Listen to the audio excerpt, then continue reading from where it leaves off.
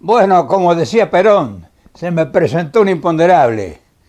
Y a ver cómo la inteligencia o la habilidad lo resuelve. Resulta que hice este video y la primera parte que lo hice en el bosque se me borró toda. No sé si se me borró o no puse el aparatito para que filmara. Pero hago la primera parte acá, a ver cómo sale el remiendo, y continúo en el bosque. Y el video se trata de algo muy íntimo, muy bonito, muy sentimental, de la niñez de uno, de la niñez rodeado de pobreza, que era la gran riqueza que teníamos nosotros. O sea, con una familia muy pequeña, yo era el único hijo, mi madre y mi padre, gente que no había ido a la escuela, no tenía educación alguna, o sea, no teníamos lineamientos filosóficos, teníamos necesidades y teníamos solamente la fuerza de la inteligencia del trabajo. O sea, la capacidad intelectual para resolver los problemas sociales nuestros era conseguir trabajo y era generar la riqueza a través del esfuerzo. Eso era lo único que habíamos aprendido. Y yo, niño, viendo todas las necesidades, no me di cuenta que estaba viviendo en la pobreza. Y claro, eso conformaba todo un mundo. Y era un mundo mágico porque nosotros era el único mundo que conocíamos. Pero cuando valorizamos la importancia que tuvo esos tiempos, cuando vinimos al presente, nos dimos cuenta que había sido una proeza.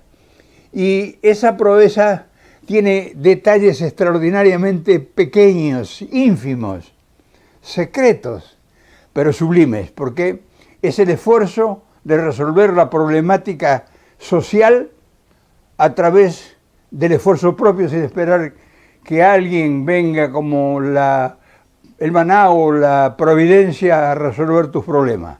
Nosotros nunca pensamos que podía venir alguien a resolvernos. Y eso fue lo más hermoso que yo aprendí en mi niñez. Aprendí a resolver los problemas por mi propia cuenta y bajo mi propia responsabilidad. A lo mejor te sirve. Pero bueno, déjame que seguimos en el bosque. ¿Qué te parece? A ver cómo sale este entuerto, este enjuague. Debe salir bien, por supuesto. ¿Qué te parece? Y yo todavía a veces entrecierro los ojos, me voy en lontananzas. Recuerdo cuando llegamos al rastrojo a cosechar a las 4 de la mañana, todavía ni siquiera amanecía.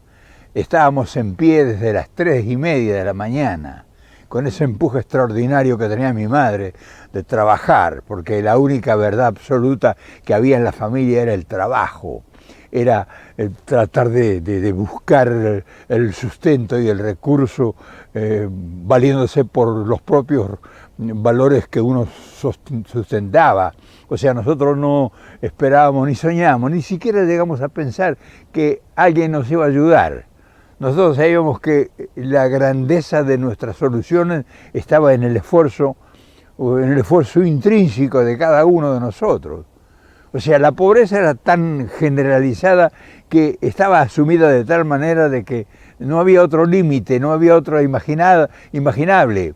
O sea, nosotros sabíamos que el trabajo y el esfuerzo, el sacrificio era una instancia para ese futuro. O sea, mis padres no tenían ninguna educación, no sabían ni leer ni escribir. O sea que yo no tuve ejemplos de la academia. Yo no tuve ejemplos de la filosofía, de la historia, de los recuerdos de los ilustres, de las evaluaciones culturales, en fin, de todos esos recursos que aparecieron después para nosotros en el mundo. Pero nuestro pueblo era un pueblo de 1000 y tantos habitantes, que había 4 o 5 ricos nada más, y que nosotros los veíamos como nuestros iguales, pero ellos nos hacían notar que no éramos iguales. Y recuerdo, por ejemplo, o sea, fíjense lo que habrá sido esa pobreza, que yo tenía 5 años y recordaba siempre que mi madre contaba que una vez habían estado siete veces en distintos lugares de casas viviendo en un mes. O sea que se ve que esa familia que éramos nosotros, tendríamos, en fin, no teníamos lugar donde estar. O sea, no, y lo único que yo siempre oía hablar en mi entorno era el trabajar, era luchar. Nunca le oía a mi madre o a mi padre decir a ver si nos ayuda alguien, al contrario. Entonces todas esas cosas que forman parte de nuestro fundamento. O sea, no era que era yo solamente o mi entorno familiar, éramos todos iguales. Éramos todo un concierto de pobres, pero había alegría, había esa pasión silenciosa e infantil de la gente con grandeza de alma. O sea, nosotros no estábamos preparados para resolver los problemas, porque los problemas eran simples. Entonces traerlos al recuerdo no solamente es vivirlos, sino es relatar instancias que fueron el fundamento de nuestras sociedades. Y entonces cuando hoy ve todas las cosas enfrentadas y discutidas y cuestionadas, uno dice, bueno, esta gente está llena de todo porque tiene posibilidades. No es que no hay trabajo. Trabajo, uno lo inventa el trabajo. O sea, no hay posiblemente empleo, pero empleo con privilegios. O sea, no buscan un empleo para resolver, buscan un empleo para vivir un privilegio y querer resolver en una semana lo que no han sido capaces de resolver en años. Entonces, todas esas cosas son buenas que nosotros las tratemos, porque en los análisis que nosotros públicamente hagamos, ahí están los ejemplos de una sociedad que era feliz aún dentro de la pobreza. Pero la paradoja era que ese país enormemente rico cubría a quienes producían la riqueza con un manto de pobreza. O sea, una cosa inexplicable. Y que los derechos que supuestamente deberían haber existido no existían. O sea, no había derechos. O sea, había solamente imposiciones o mandatos inapelables. Era un privilegio tener trabajo. O sea, no es que abundaba el trabajo estaba direccionado porque la riqueza no tenía sentimientos de justicia social. Entonces, cuando nosotros participábamos en eso, que el sacrificio nuestro, de nuestros padres, de nuestros abuelos, que no le restaron horas al esfuerzo. O sea, no calculaban a ver si se beneficiaban en algo. No se tiraban al suelo para ver si venía la aseguranza o el seguro a protegerlos, o para hacer un juicio. Era una candidez de grandeza y de ingenuidad, porque nos estaban explotando. Y claro, nosotros no tenemos cómo saber eso. O sea, culturalmente nosotros no estábamos preparados para evaluar la posición social que teníamos nosotros. Nosotros teníamos como hacer todo, porque eso venía históricamente, que había sido así. ¿Y cómo vienen los cambios? Y los cambios, nosotros no esperábamos cambio del gobierno, nosotros no esperábamos cambio de la política, nosotros no esperábamos cambio de la economía, nosotros no esperábamos cambio de un determinado personaje que iba a venir a traer la solución divina. No, el cambio que nosotros vivimos, estaba fundamentado o estaba estructurado desde la ingenuidad de que si nosotros teníamos la capacidad de un gran esfuerzo, privarnos, comprar la carne más barata, las cosas más simples, sembrar papas, sembrar lechuga, cebolla, tomate, en fin, hacer la quinta, hacer el huerto para mantenernos, criar nuestro cerdo. O sea, teníamos una economía popular, personal.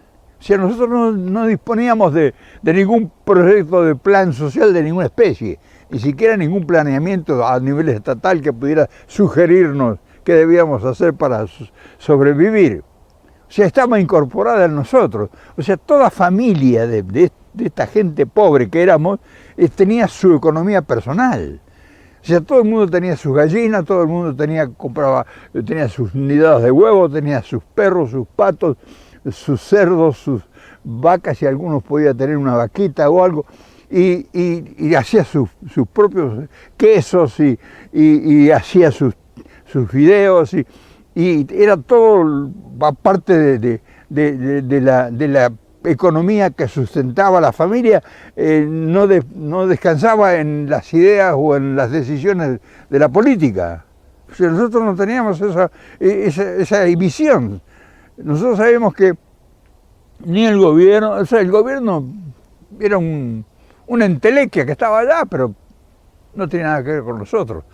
Aparentemente no tenía nada que ver. Ahora, nosotros dentro de ese mundo que conformábamos nosotros, del gran esfuerzo que hacían los mayores nuestros, y que nosotros colaborábamos. O sea, yo cuando llegaba los tiempos de la junta de maíz o la cosecha del trigo, yo me iba con mis padres al campo, y el colegio era secundario.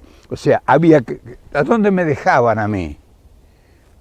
Sí, te pregunto, ¿a dónde me dejaban? ¿Solo en la casa? Yo era único hijo.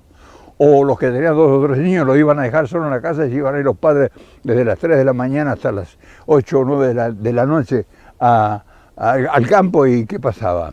Entonces toda la familia iba a trabajar al campo. Yo llegaba, las clases comenzaban en marzo en la Argentina, las clases de la escuela primaria, y yo llegaba en mayo a la escuela. O sea, los niños ya tenían en el grado del aprendizaje de 2 meses o 3, yo llegaba y no sabía nada, o sea, no entendía nada, pero había estado trabajando, o sea, no había podido, mi suerte o mi destino, lo que sea, no pudo haber sido de otra forma. Y claro, esos enormes esfuerzos de esa gente pobre permitía que con el ahorro, el sacrificio y la autoayuda que nosotros mismos nos proporcionábamos, se pudieran ahorrar unos centavos, unos pesos. Y me acuerdo yo en la caja fuerte de mi madre, porque ella era la que administraba, como hija de italiano, la economía familiar. La caja fuerte era bajo el colchón. Y un día dijo, bueno, ahora vamos a dejar de andar alquilando. O sea, yo no entendía nada. Vamos a comprar un terrenito y nos vamos a hacer una casa. Y claro, fue todo un proyecto de familia, un proyecto de transformar. Y me acuerdo que va bajo el colchón y levanta y saca un canario. Eran los billetes de 100 pesos de aquellos tiempos. Estoy hablando de 1935, de 1938, 37. Saca un canario, saca 100 pesos y dijo, con eso vamos a comprar un terreno. Y fuimos a la casa de un martillero público, de una inmobiliaria del pueblo, a comprar los terrenos que vendían en las afueras. O sea, no en el centro, ni mucho menos, allá lejos, en el campo prácticamente. Enfrente del terreno de la casa donde nosotros teníamos había unos maizales terribles, maizales o trigales. Y compramos el terreno y ahí había que hacer el desafío de hacer la casa. Pero la casa era hacer un rancho de adobes. Y era todo un proyecto. O sea, y la familia que éramos nosotros, y venían los tíos a ayudar y todo. Y no podía conseguir mi padre los palos para hacer el rancho. O sea, olvídate de materiales, productos para construir nada. Era todo adobe que le llamaban chorizos, era tierra con paja, pisadero, y me acuerdo, el pisadero, un cerco de alambre, se le trajo muchas carretillas de tierra, y se le echaba agua con baldes y se pusieron 2 o 3 caballos a correr y hicieron el pisadero. Y con eso después se hacían los adobes, y con eso se hacía la casa. Y no había ideas, y no había ideas. O sea, las ideas que había eran de la gente que traía sus recursos aprendidos en la marginación. O sea, la riqueza pasaba por frente de nuestras casas, por frente de nuestros ojos, pero nosotros no sabíamos cómo aprisionarla. O sea, la única riqueza de nosotros era el producto del esfuerzo. Esa era nuestra riqueza. Y ahorrar todo, ahorrar en todo. Entonces, todas esas cosas son desconocidas para muchísima gente. Y son los recuerdos sagrados de mi niñez que ahora en el tiempo los evalúo. Imagínense de aquel niño andando semi descalzo muchas veces, que iba avergonzado a la escuela porque el guardapolvo que tenía para parecernos todos iguales, con remiendos, o el pantalón con remiendos. Hoy es un lujo andar con el pantalón remendado o roto. En aquel tiempo, Dios libre, era una vergüenza. Y yo tenía que ir a la escuela así. Y sentía vergüenza. Mi vergüenza no era ir al colegio, yo tenía encantado, feliz de ir a la escuela, pero cada vez que salía de mi casa salía mordiéndome los labios, porque se iban a reír de mí. Entonces, todas esas cosas que uno vivió son cosas que conforman la existencia y este recurso que tengo hoy de comentártelo. ¿Te das cuenta por qué muchas veces yo reniego de la educación? O sea, reniego de la universidad, reniego de los graduados, reniego de los de altos estudios, porque los graduados, los que habían estado en la universidad, que eran los dueños de las estancias, de los grandes comercios que había de ramos generales, eran impiadosos con nosotros, nos torturaban, nos expoliaban y nos explotaban, nos castigaban. Entonces renació en nosotros intrínsecamente e inconscientemente un odio sobre los que estaban educados, que nada de querer elevar el nivel de sus semejantes, al contrario, explotarlos al máximo, exprimirlos. Y muchas veces los pobres chacareros o gente que producía en el campo no les alcanzaba lo que producían y entonces le pedían a los ricos o a estos que tenían almacenes de ramos generales, que eran los acopiadores de los cereales, en préstito. Y cientos de chacareros, yo los conocí, perdieron sus campos, perdieron sus chacras y tuvieron que ir a vivir en la pobreza igual que nosotros, que habían sido ricos ellos, supuestamente. Entonces, todas esas cosas que mucha gente no conoce, formó nuestra patria, formó nuestras patrias, porque en todos lados ha sido lo mismo con el café, con el cacao, en fin, con todas las otras producciones que tuvieron distintos países en todo el continente nuestro. El enequén, los plátanos, los plátanos o las bananas, la fruta, en fin, generalmente en todos lados la pobreza estuvo siempre en el mismo lugar y la riqueza estuvo también en el mismo lugar. El proyecto de comprar el terreno y hacer el rancho fue el primero de los proyectos que yo aprendí a ver cómo empezaban las cosas. Y claro, cuando uno vio que en el tiempo después ese proyecto que era de mi madre más que de mi padre la seguía. O sea, ella era la fuerza, el vigor. Él era el que la acompañaba. Y entonces cuando uno niño, 5, 6 años, 7 años, vio que todo eso se iba realizando a partir del esfuerzo, entonces eso a uno le fue sembrando inconscientemente que uno podía ser suficientemente responsable de sus actos. Por eso cuando yo me enfrenté a la adversidad muchas veces en la vida, no acudí a ver quién me ayudaba, sino acudí a pensar a ver cómo yo podía iniciar alguna idea, algún proyecto, alguna propuesta diferente, porque si salís a buscar trabajo está lleno de trabajo, ya está todo por hacer en el mundo. Ahora, una cosa es eso, y te circunscribís a que te ayuden los demás, o que te llegue del maná a las cosas, y si te decidís a romper la inercia y ser útil por tus propios medios, cambia totalmente distinto la mentalidad. Una cosa es pensar que uno lo va, porque buscar trabajo es que encontrar una ayuda. Si uno piensa que va a encontrar una ayuda y que si no lo vienen a ayudar o a buscar, no, se tiene que morir de hambre. Y otra cosa es si sale a la mañana, uno todos los días, y durante las pero horas previas estuvo pensando a ver qué podía hacer, qué podía inventar. Hacer pan, sembrar papas. O sea, se puede hacer 1000 cosas en 1000 lugares distintos que hay posibilidades de hacer. Salir a arreglar jardines, a cortar el pasto, salir Hay mucha gente que lo hace en la pobreza ahora, sale de cartonero, como decían en mis tiempos, a cirugiar. O sea, pero quieren estar en las ciudades. Ese es uno de los grandes errores. En las ciudades merman los recursos o las posibilidades. La ciudad es cruel. La ciudad es un campo de cemento donde no se puede sembrar nada.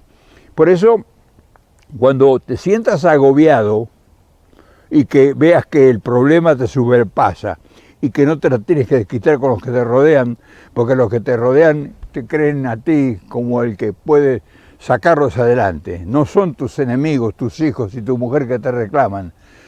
Pero tenés que tener ideas, o por lo menos iniciativa. Si no tenés muchas ideas, iniciativa. No, esto no funciona. Entonces me voy donde me pueda funcionar. Me voy a un pueblo a buscar trabajo en un pueblo, a ver qué puedo hacer. Y te cambia la vida y te cambia la suerte. O sea, empiezas un nuevo proyecto. Cuando un proyecto fracasa hay que buscar un nuevo proyecto. El proyecto es uno, no es lo que te van a dar los demás. Los demás no te van a dar nada, nunca, en ningún lugar. Solamente los cambios vienen por lo que uno genera. La energía que uno genera viene el cambio, o produce el cambio. Entonces, la cantidad de marginados sociales que tienen hoy nuestros pueblos obedece. La cantidad de marginados sociales que tienen nuestros pueblos generalmente obedecen a que la gente no tiene la capacitación o la sugerencia de que pueden cambiar. O sea, están esperando.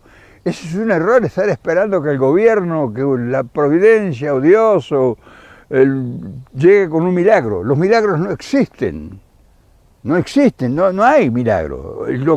Lo que es muchas veces se considera un milagro es el propio producto del esfuerzo. Si acaso alguien de casualidad encuentra una cartera en el suelo, pero a lo mejor tiene que devolverla porque moralmente se siente desafiado a la dignidad.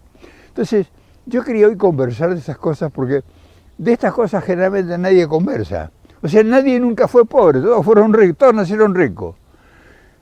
Para mí la pobreza fue un aliciente extraordinario, porque yo aprendí con la pobreza cosas que no hubiese aprendido nunca en la riqueza, porque veo a los ricos cómo actúan y cómo se conducen en la vida. A mí la pobreza me dio generosamente mucha sabiduría, muchos aprendizajes que yo después fui perfeccionando y que no digo que me produjeron el triunfo en la vida, porque yo nunca busqué el triunfo, sino busqué ser por lo menos independiente. Y te lo demuestro que a mis añitos que tengo sigo siendo independiente. Pero bueno, quería hoy conversar contigo, porque tenemos que hablar de cosas que no hablan los demás. No sé si este video puede servirle a alguien, porque nosotros estuvimos educados en la filosofía de la pobreza.